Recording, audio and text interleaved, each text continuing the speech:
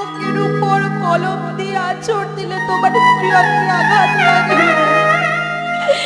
এটা তো আমি জানতাম না। আমি আজ ভুল করেছি দয়াময়, তুমি ক্ষমা করে দাও। আবার সেই গীতার শ্লোকটি উচ্চারণ করছে, দয়াময় আমি যে ভুল করেছি আমি দুটো হাত জোর করে ক্ষমা চেয়ে নিলাম। যে ভক্ত তোমার নাম করে, তোমার উপরে নির্ভর করে, তুমি নাকি তার সংসার চালাও। আমি তো 3 দিন অনাহারে আছি, ওই তুমি তো কৃপা করলে না, তুমি তো আমার জন্য আহার জোগাড় করলে না। সঙ্গে সঙ্গে গীতার শ্লোকটি কেটে দিলেন। পরের দিন বৃষ্টি থেমে যায়। এমন সময় ভিক্ষা করতে যায় অর্জুন মিশ্র।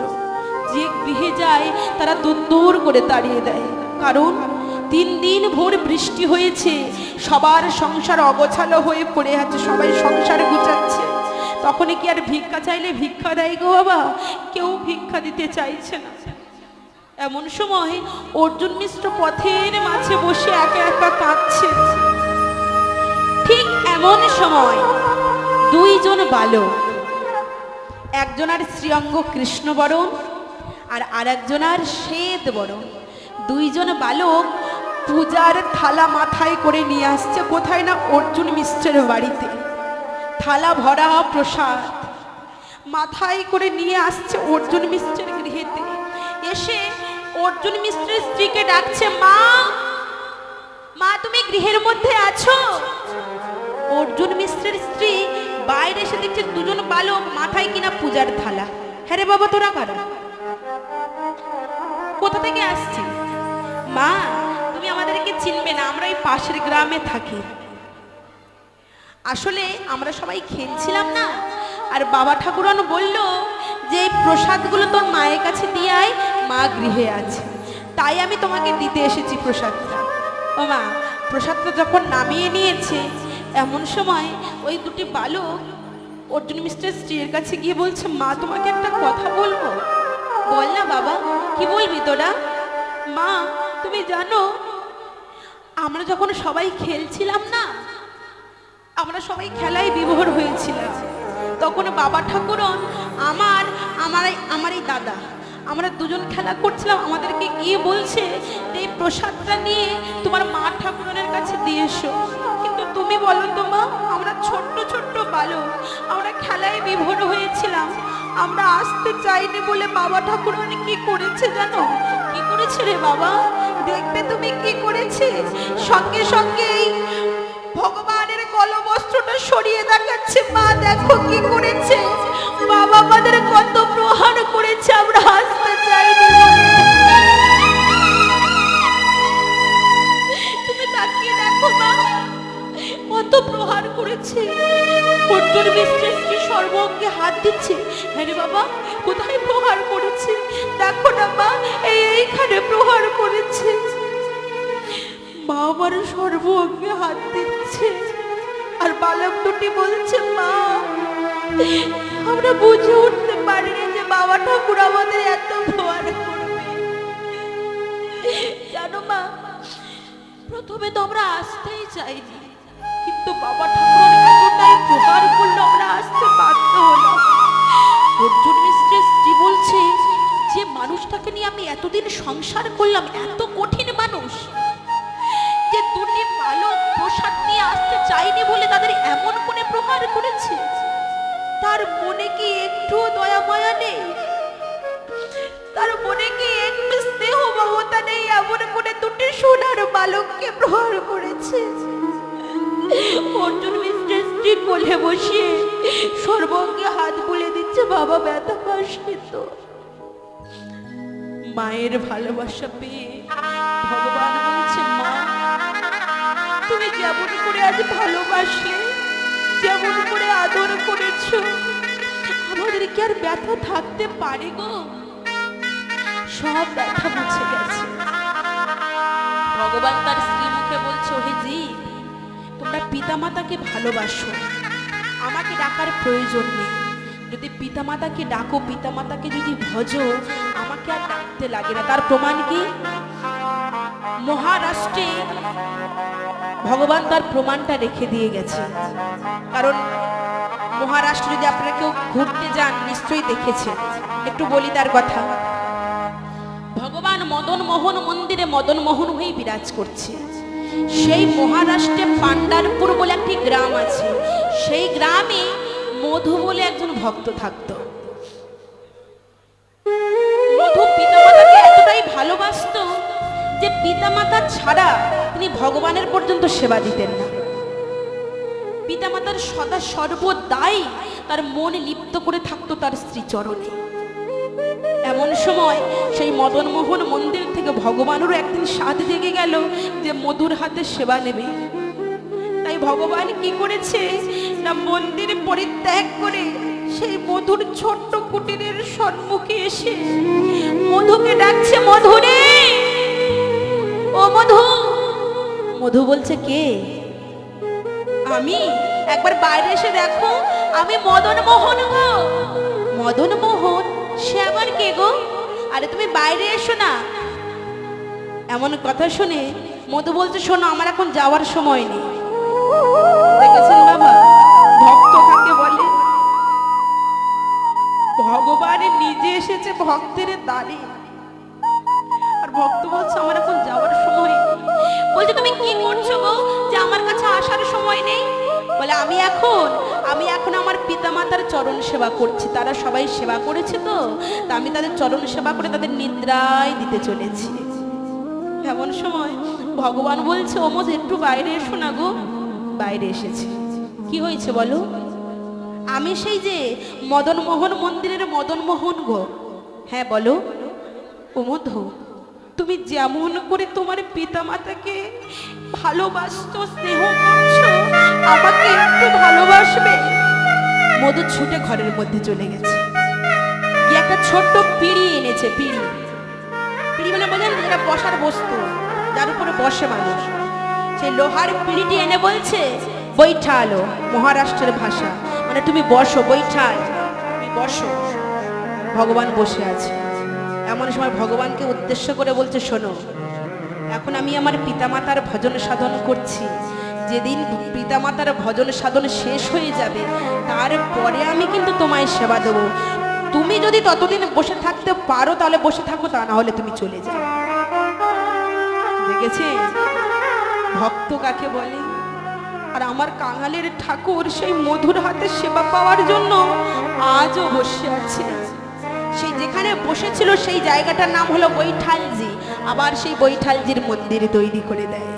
ভগবান বলছে, পিতামাতাকে ভজলে আমাকে আর ডাকতে হয় না। আর ভগবান বলছে, মা গো, তুমি এত করে ভালোবেসেছো আমার কি আর শ্রীঅঙ্গে দাগ থাকতে পারে গো?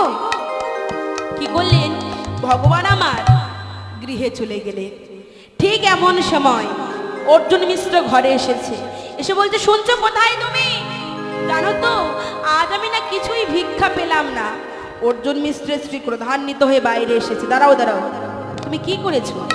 বলে, কেন? দুজন বালক আমার গৃহে আসতে চাইছিল না বলে তুমি তাদের প্রহার করেছো? হ্যাঁ, তুমি কেমন মানুষ গো? বলছে, আমি প্রহার করেছি? কই, আমি তো কাউকে প্রহার করিনি। বলে, কেন? একজন আর কৃষ্ণ বরণ আর একজন আর গৌর বরণ এসে কত কাঁদছিল, মা আমাকে দেখো বাবা ঠাকুর আর প্রহার করেছে। অর্জুন মিস্টার কি আর জানতে বাকি থাকে গো? ছুটে গিয়েছে, গিয়ে দেখছে গীতার সেই শ্লোকের উপর যেটি অর্জুন মিশ্র কলম দিয়ে কেটে দিয়েছে, তার উপর দিয়ে ঝরঝর করে রুধির পড়ছে। চিৎকার করে উঠেছে, ভগবান, ও গো ভগবান,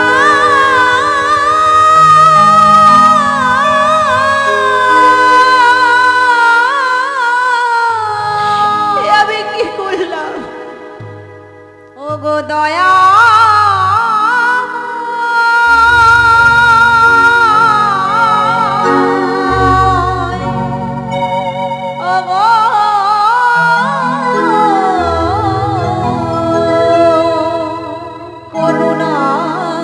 করুণাময় তোমার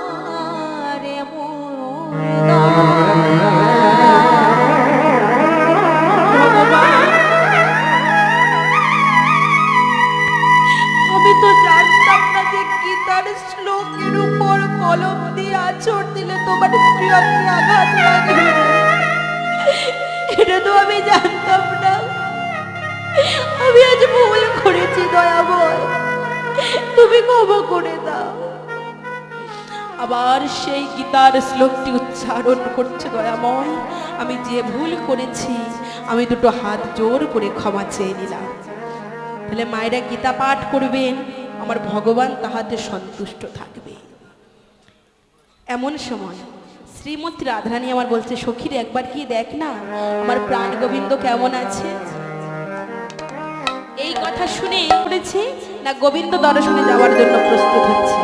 বলে শোন, আমার গোবিন্দ দর্শনে যাচ্ছিস বটে, কিন্তু আমার গোবিন্দের কাছে কথা নিবি বই কি কথা দিবি না।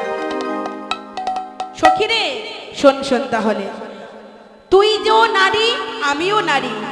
সখী বলে আগে কথা বলিস না রে,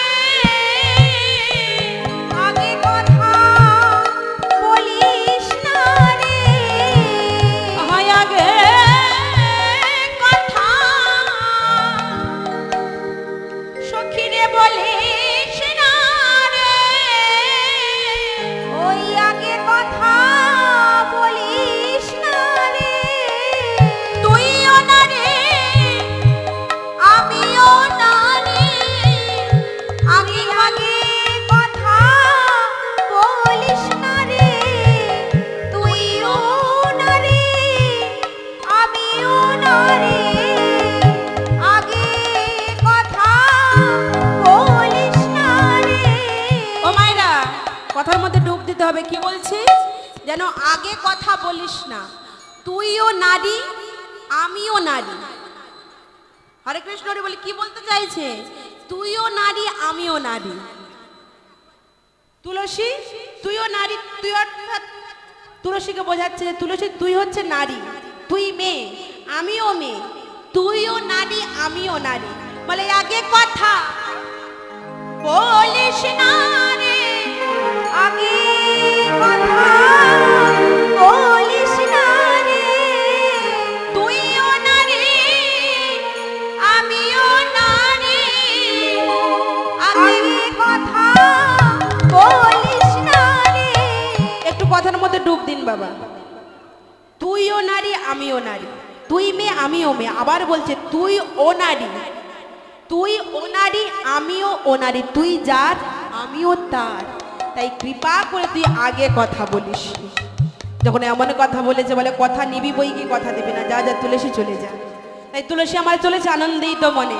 কেমন হবে গো, তুলসী ওলসী মনেতে হারসি, তুলসী ওলসী মনেতে হারসি, তুলসী ওলসী মনেতে হারসি, তুলসী ওলসী মনেতে হারসি। চলিল রায়ের বলে, চলিল রায়ের বেলে, আহা কাম্বল করে পুরো লইয়া ফুল হার, দাঁড়ালো সারসে কোলে, আর কাম্বল কোন পুরো নিয়া ফুল হার, চলিলা রায়ের বেলে, সারসে কোলে এসে দাঁড়ালো, সারসির কোলে এসে দাঁড়ালো, সারসি কোলে এসে দাঁড়ালো, ওই সারসির কোলে এসে দাঁড়ালো, আমার গোবিন্দ কৃপা পাবে বলে, সারসির কোলে এসে দাঁড়ালো, জয় রাধে শ্রী রাধে বলে, আজ সারসির কোলে এসে দাঁড়ালো। ও মা, সরস্বতী কুলে এসে দাঁড়িয়েছে বটে, কিন্তু গোবিন্দের দেখা নাই। গোবিন্দ কোথায় আছে গো? গোবিন্দের দেখা নাই। এমন সময় তুলসী আমার পথের মাঝে দাঁড়িয়ে বলছে, হে গোবিন্দ একবার দেখা দাও। যখনই গোবিন্দের স্মরণ করেছে, কি যেন মনের মধ্যে থেকে বলছে, হে তুলসী একবার এসে দেখো আমি কোথায় আছি, আমি যে তোমার জন্য অপেক্ষা করছি রাধা কুণ্ডে। ও মা, তুলসী আমার কি করেছে, আজ তুলসী আমার চলেছে রাধা কুণ্ডে। রাধা কুণ্ডের দূর হতে দেখছে প্রাণ গোবিন্দ আমার দাঁড়িয়ে আছে।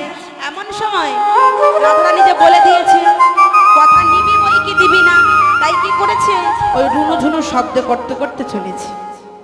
ঠিক এমন সময় প্রাণ গোবিন্দ দর্শন করে দূর হতে ডাকছে। কাকে? তুলসীকে।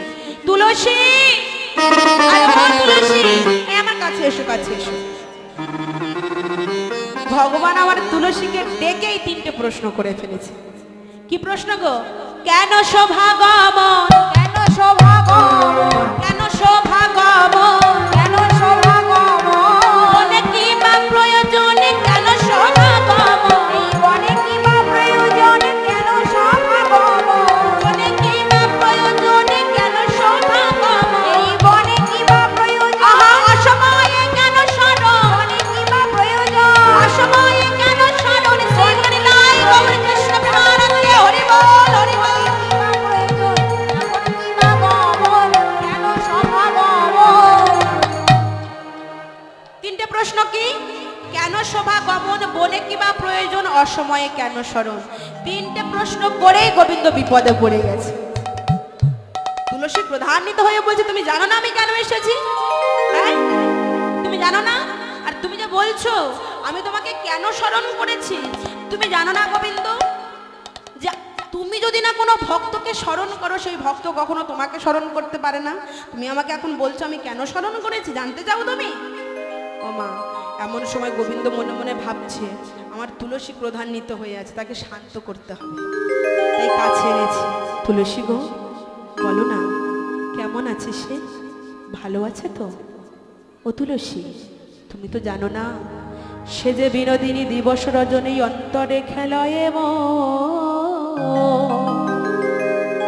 ও তুলসী, সে যে বিনোদিনী দিবস রজনী দিন রাত আমার অন্তরের মধ্যে খেলা করে, তাকে না দেখতে পেলে যে আমি পাগল হয়ে যাই গো।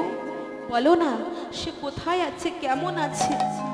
ও মা, যার কথা শুনতে এসেছে না জিজ্ঞাসা করতে করতে সে তার কথা বলা শুরু করে দিয়েছে। এমন সময় তুলসী বলছে, শোনো গোবিন্দ, আর রাধারানী তোমাকে দেখার জন্য, তোমাকে দর্শন করার জন্য পাগলিনী হয়ে আছে, বলো তাকে আমি কোথায় নিয়ে আসবো? এই কথা শুনে প্রাণ গোবিন্দ বলছে, ওহে তুলসী, আজ আমি শ্রীমতী রাধারানীর সঙ্গে দর্শন করব সূর্য মন্দিরে, সূর্য ঘাটে। তুমি রাধারানীকে সঙ্গে নিয়ে সূর্য মন্দিরে এসো। তুলসী আমার কি করেছে, ফুলের মালাটি পরিয়ে প্রসাদী করিয়ে তাম্বুল কর্পূর সেবা দিয়েছে। যখনই তাম্বুল কর্পূর সেবা দিয়েছে, ও ভাই এই ফুলের মালা নিয়ে তাহলে একটা কথা বলি। এই যে রাধারানী, ইনি কিন্তু প্রত্যেকদিন ফুলের মালা পাঠায়, শুধু আজ সূর্য পূজা বলে নয়।